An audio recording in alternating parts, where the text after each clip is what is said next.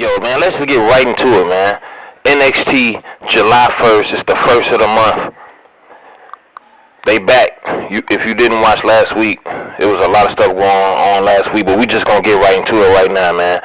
Trick Williams, man, he came out first to start the show off. You didn't really know why he was quite there until he sat down at the commentating table with Booker T, Corey Graves, and who else on the commentating team? Vic Joseph. Yeah, and Vic Joseph. So they did like a 4-man commentating thing, and Wesley and the High Rise came out, and they was fighting Joe Hendry, man. Joe Hendry came out, and Trick was on the commentating thing, and it was a pretty good match, man. Joe, if you didn't know, man, Joe Hendry, one of my favorite wrestlers out right now, man. He remind me of like a wrestler that could have been out like in the Attitude Era or something. But the whole match was a fast-paced match. They was going at it, man. It was going back and forth. I think it was a pretty good match. If you listen closely, man, Booker T and Trick Williams, they was both kind of dissing Joe Hendry on the commentary a few times. But it was a real good match, man. But I think did somebody come out during that match? Mike Santana. Yeah, Mike Santana came out. And he had came out because High Rise like kept interrupting, man. You know how they do, like when a wrestler out there and they got their crew out there, the crew do like a bunch of little stuff in the background, little sneaky stuff behind the referee's back. And every time the referee turned his back, one of the High Rise members would do something to play into the advantage of Wesley winning the match. And Mike Santana was backstage. He was tired of it. He ran out, man, to represent for TNA.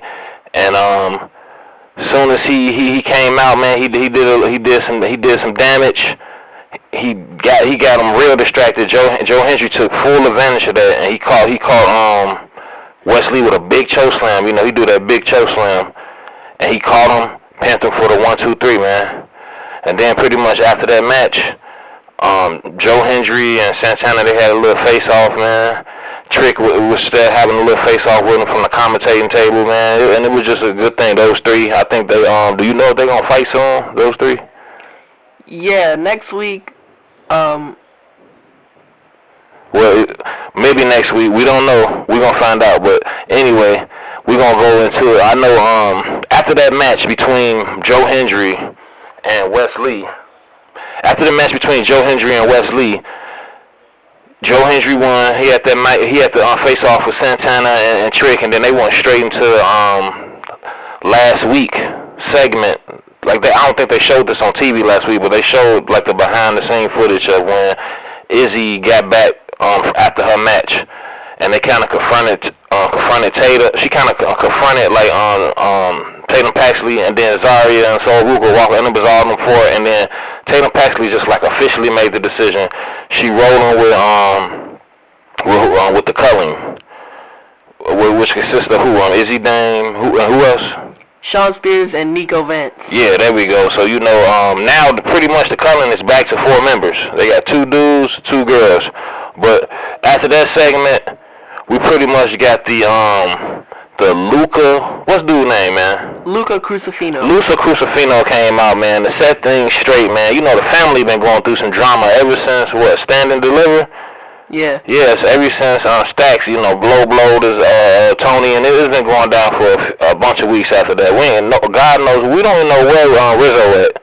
Rizzo been gone for a long time. She been MIA, missing in action for a long time, but what's his name? What is his name? Luca came out, and you know, he set things straight. He called Tony out. Tony came right out. They was having a little convo for a little minute. Then Stacks came out. They kind of was having like a little 3-way conversation, and you know, talking, and then Luca and Stacks was kind of going at it for a minute, and then all out of nowhere, Luca just turned around and just punched Tony right in the face and knocked him down. Then Stacks tried to like celebrate with him, and then he pretty much just knocked Stacks to the ground too, punched him in the face. So what did you get out of that, man? I can only assume that Luca is going on his own now.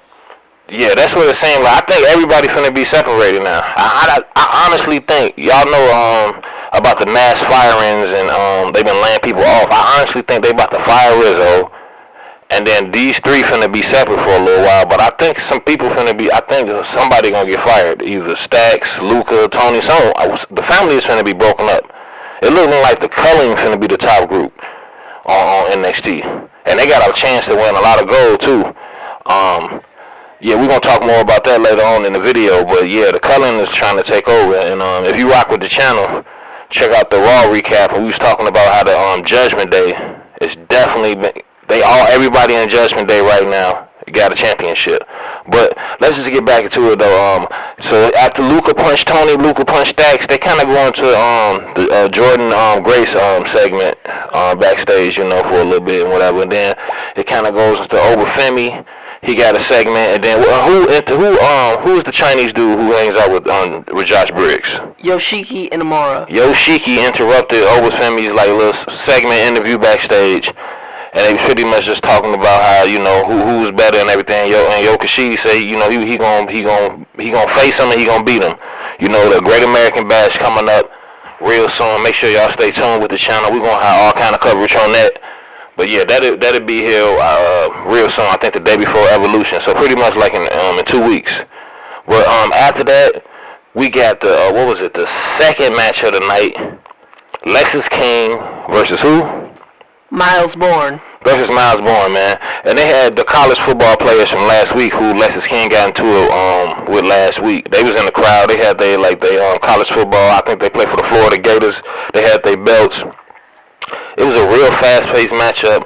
Lexis King, he landed some decent moves and stuff. They had one of my favorite referees. I like what's her name? Daphne LaShawn. Daphne LaShawn, and then this referee who refereed this match, she one of my favorites too. To me, she kind of looked like Liv Morgan. But yeah, I definitely rock with her. She refed it, and then this was just an easy win for Miles, man. There's nothing too much to say about that.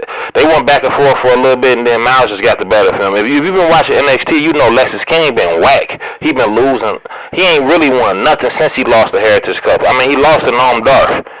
He been trash for a long time. I used to rock with him, man, but he ain't been nothing in a very long time, man. But after that match, Miles Davis, he got the easy win. What's his name? Miles Davis? Miles Bourne. Miles Bourne, he got the easy win. And then they went into a Dark State segment backstage, and if you rock with NXT, Dark State damn near got a little promo every week. But they in a back dark parking lot, all of them talk stuff for a little bit, turn by turn. Who the leader of that? Who in Dark State again, man?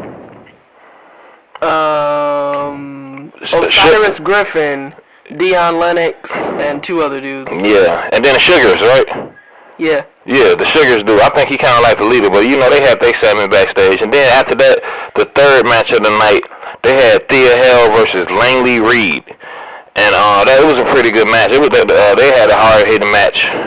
It was a lot of fast-paced moves and stuff like that, but both of them, they was real stiff on the punches and the kicks. They was going there. It was a hard-hitting match. And Langley Reed, if you watch that match closely, Langley Reed is a dirty fighter.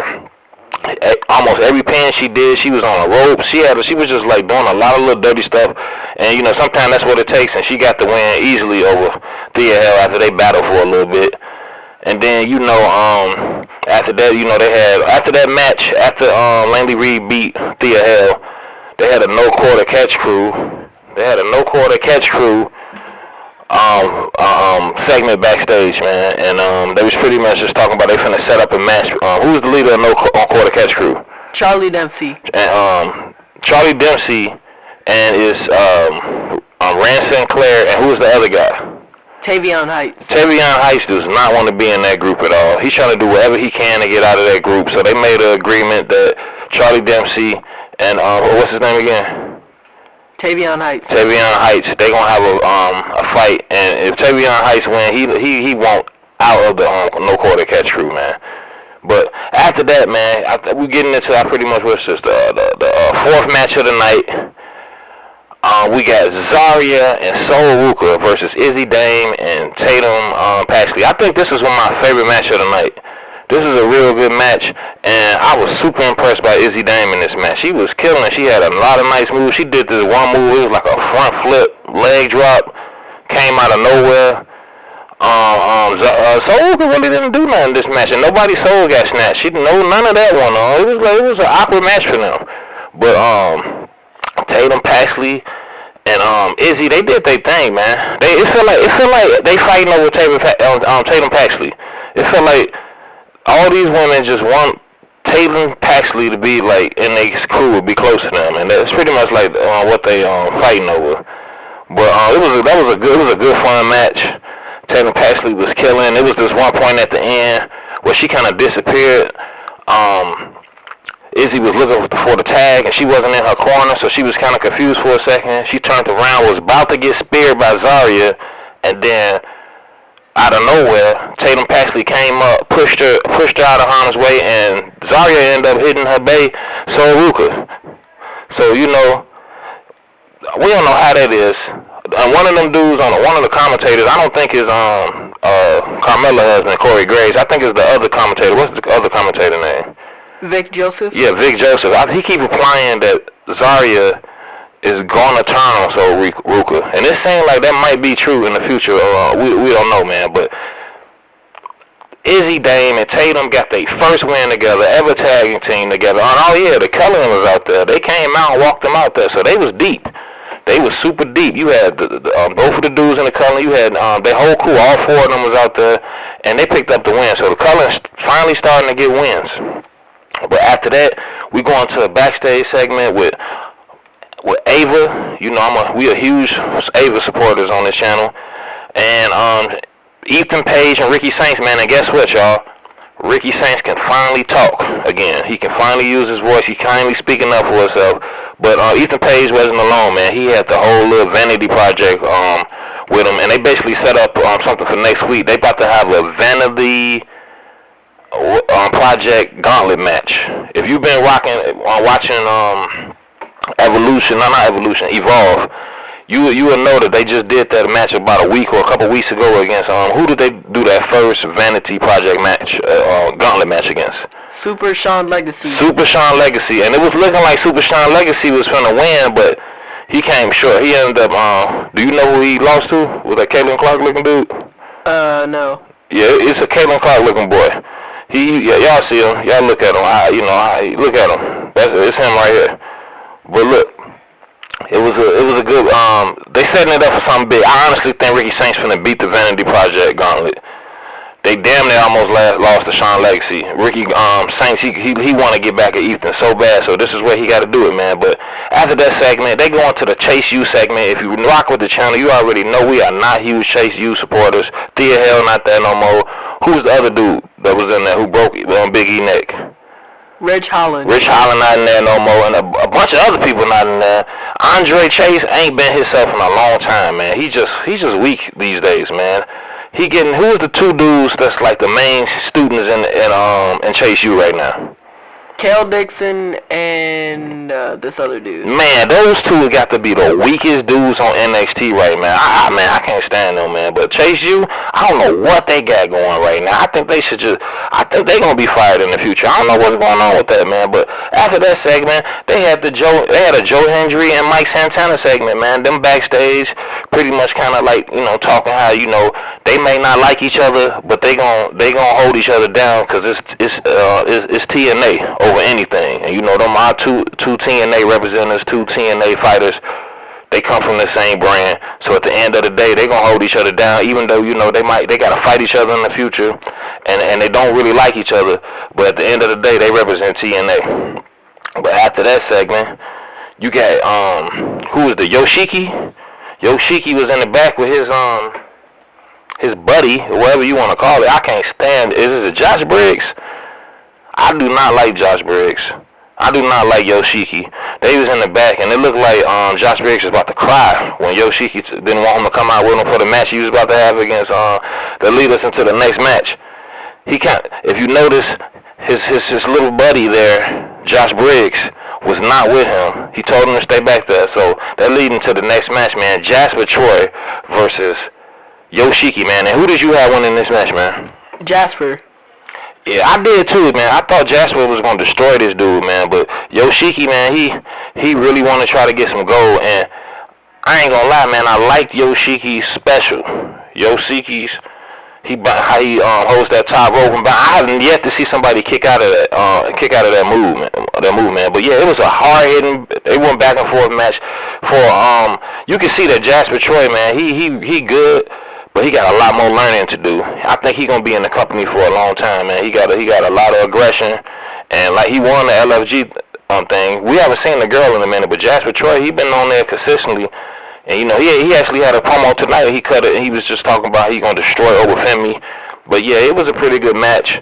Dude caught him with that frog splash he do when he on the top rope, and Yoshiki got that win, man. Yoshiki got that win. That was a #1 contenders match.